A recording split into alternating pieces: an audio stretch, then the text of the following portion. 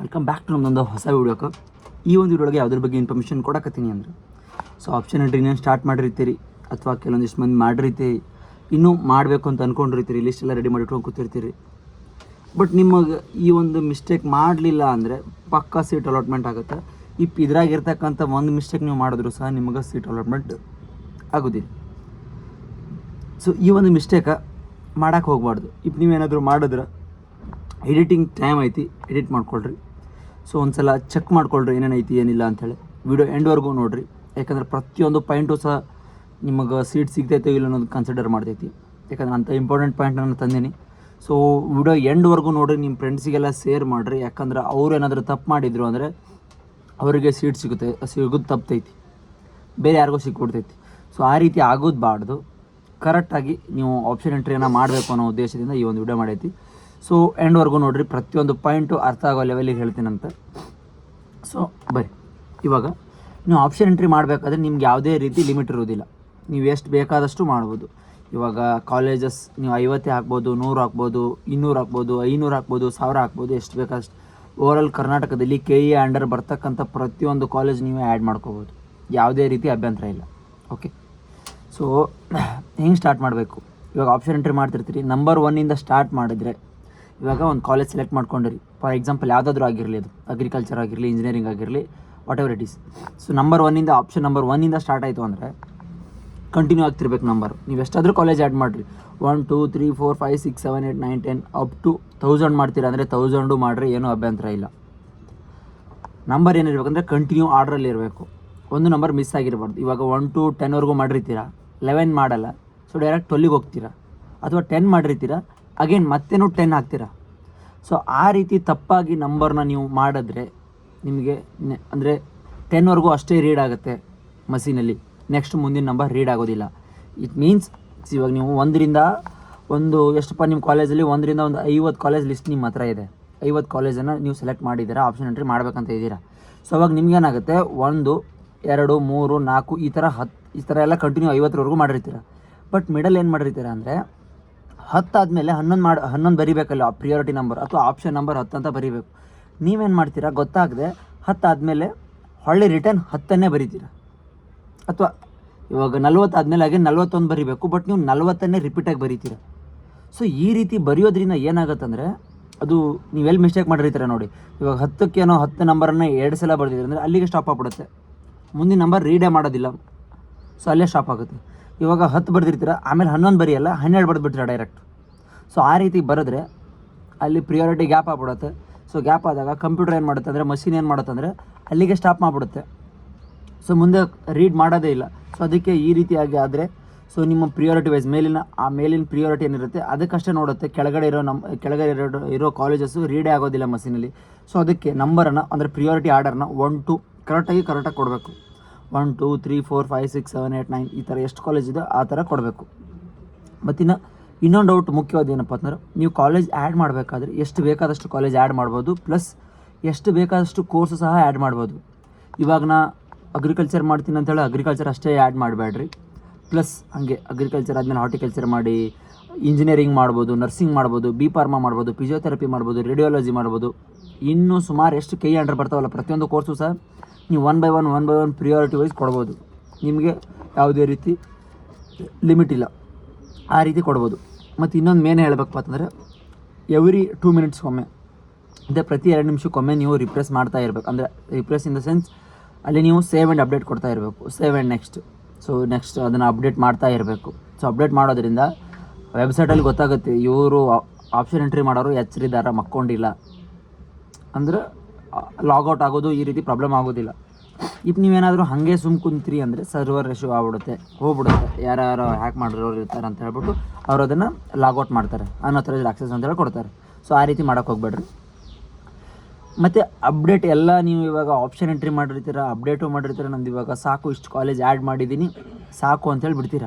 So ಇವಾಗ ನೀವು ಬಿಡಬೇಕಾದ್ರೆ update ಮಾಡಿ ಫೈನಲ್ ಪ್ರಿಂಟೌಟ್ನ ತಗೋಬೇಕು.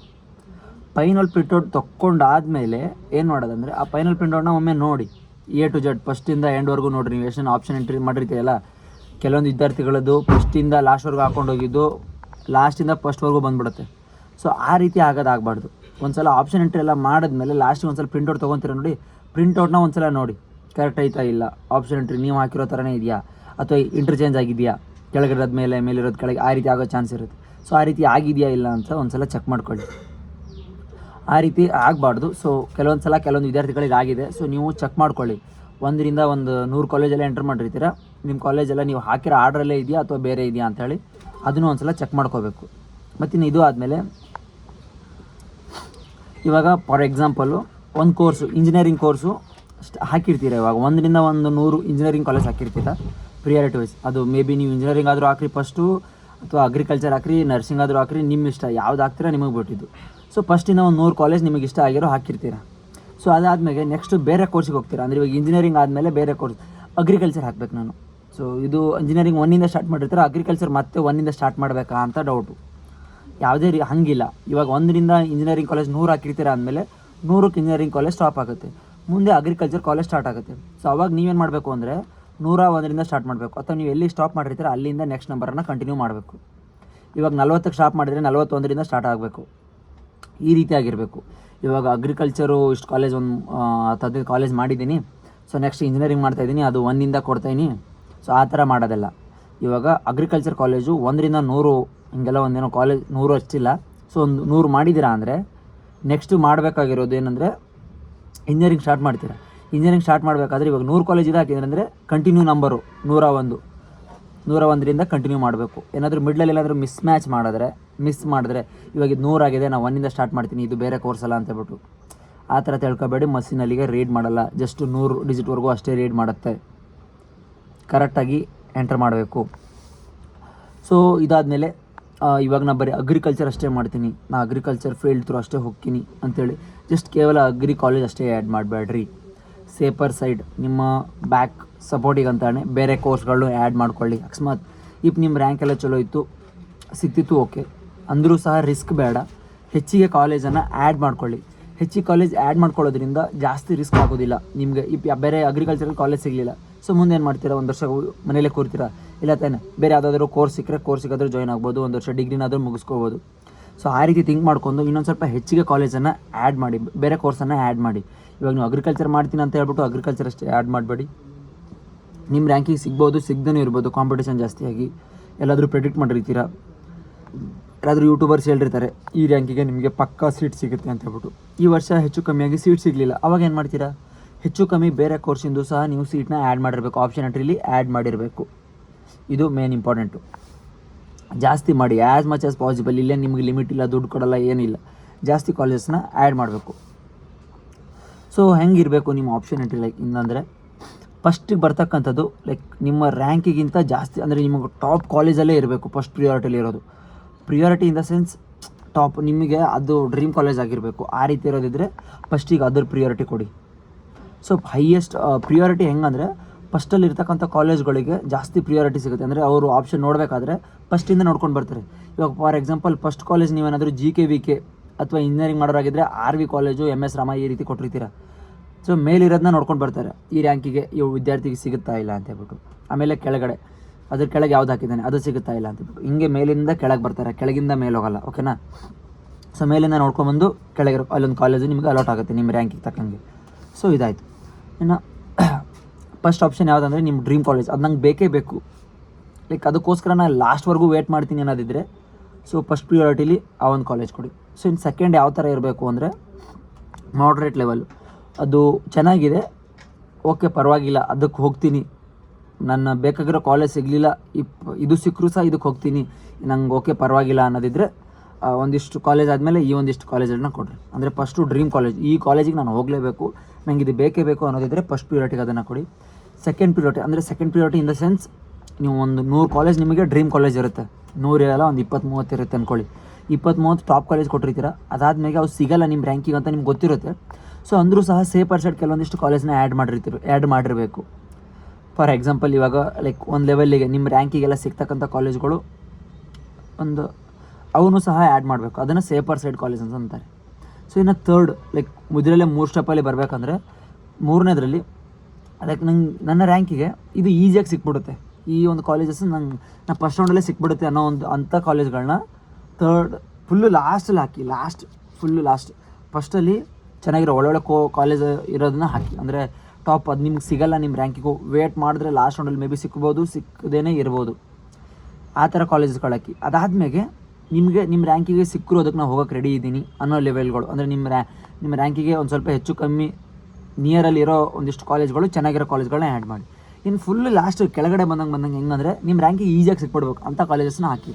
Safer side. ಸೊ ನಂಬರಿಂಗ್ ಮಾತ್ರ ಮರೆಯೋಕ್ಕೆ ಹೋಗಬೇಡಿ, 1 2 3 4 ಇದು ಕರೆಕ್ಟಾಗಿರಬೇಕು. ಇನ್ನು ರಾಂಗ್ ಒಂದು ಕಾಲೇಜ್ ಇದೆ ಅಂದರೆ ಅದಕ್ಕೆ ಅದೇ ಆದಂಥದ್ದು. ಇವಾಗ RVC ಕಾಲೇಜ್ ಅಂತ ಹೇಳಿ ನೀವು ನೋಡಿರ್ಬೋದು. So RV college of engineering, RV college of university, ಈ ರೀತಿ ಎಲ್ಲ ಇರುತ್ತೆ. ಅಡ್ರೆಸ್ ಎಲ್ಲ ಅಡ್ರೆಸ್ಸಲ್ಲಿ ವೇರಿ ಇರುತ್ತೆ, ಕಾಲೇಜ್ ನೇಮ್ ಸೇಮ್ ಇರುತ್ತೆ, ಅಡ್ರೆಸ್ ಬೇರೆ ಬೇರೆ ಇರುತ್ತೆ. ಸೆಕೆಂಡ್ ಕ್ಯಾಂಪಸ್ಸು, ಥರ್ಡ್ ಕ್ಯಾಂಪಸ್ ಈ ರೀತಿ ಮಾಡ್ಕೊಂಡಿದ್ದಾರೆ. ಅದೇ ಸೇಮ್ ಬ್ರ್ಯಾಂಚೇ, ಅಂದರೆ same campus in the sense same ಕಾಲೇಜವರೇ ಇರ್ತಾರೆ, ಬಟ್ ಬೇರೆ ಬೇರೆ ಕಡೆ ಕ್ಯಾಂಪಸ್ ಮಾಡ್ಕೊಂಡಿರ್ತಾರೆ. ಸೊ ಅದು ಮೇನ್ ಇಶ್ಯೂ ಆಗಿರುತ್ತೆ. ನೀವೇನೋ ಟಾಪ್ ಕಾಲೇಜ್ ಅಂದ್ಕೊಂಬಿಟ್ಟು ಅಲ್ಲಿ ಹೋದ್ಮೇಲೆ ಬೇರೆ ಯಾವುದೋ ಒಂದು ಕಾಲೇಜ್ ಇರುತ್ತೆ, ಅಂದರೆ ಮಿನಿ ಸಬ್ ಕ್ಯಾಂಪಸ್ ಇರುತ್ತೆ. ಸೊ ಆ ರೀತಿ ಆಗಬಾರ್ದು. ಕಾಲೇಜ್ ಕೋಡ್ ತುಂಬ ಇಂಪಾರ್ಟೆಂಟು. ಯಾವ ಕಾಲೇಜು ಎಲ್ಲಿದೆ, ಅದ್ರ ಕಾಲೇಜ್ ಕೋಡ್ ಏನು ಅನ್ನೋದನ್ನು ತುಂಬ ಮ್ಯಾಟ್ರ್ ಆಗುತ್ತೆ. ಕಾಲೇಜ್ ಕೋಡ್ ನೋಡಿ. ಈಗ ನಿಮ್ಮ ಕಾಲೇಜ್ ನೇಮ್ ಎಲ್ಲ ಸಿಮಿಲರ್ ಅನಿಸಿದ್ರೆ ಕಾಲೇಜ್ ಕೋಡ್ ನೋಡಿ, ಅದರಿಂದ ನಿಮಗೆ ಗೊತ್ತಾಗುತ್ತೆ. ಮೇನ್ ಇಂಪಾರ್ಟೆಂಟ್ ಮ್ಯಾಟ್ರ್ ಆಗೋದು ಕಾಲೇಜ್ ಕೋಡ್. ಸೊ ಇನ್ನು ನೆಕ್ಸ್ಟ್ ಹೋಗ್ಬೇಕಾದ್ರೆ ಏಡೆಡು ಮತ್ತು ಅನ್ಏಡೆಡ್ ಅಂತ ಇರುತ್ತೆ. ಜಾಸ್ತಿ ಪ್ರಿಫರೆನ್ಸ್ ನೀವು ಏಡೆಡ್ ಕಾಲೇಜಿಗೆ ಕೊಡಿ.